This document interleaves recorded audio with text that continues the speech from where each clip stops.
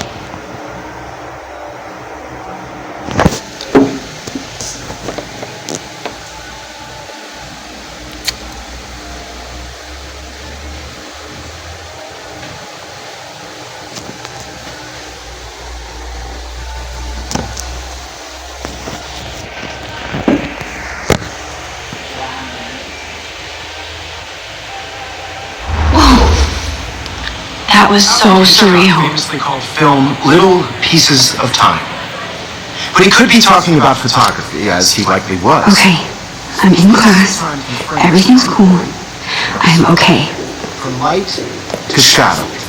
From color to chiaroscuro.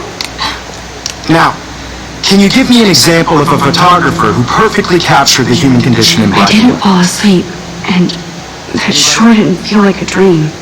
Bueller? Weird. Diane Arbus. There you go, Victoria. Why Arbus? Because of her images of hopeless faces. You feel like totally haunted by the eyes of those sad mothers and children.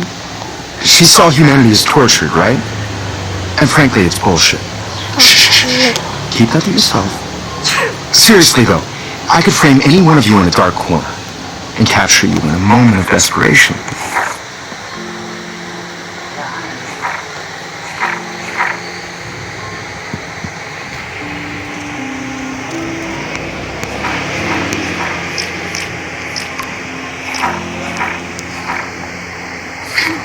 And any one of you could do that to me.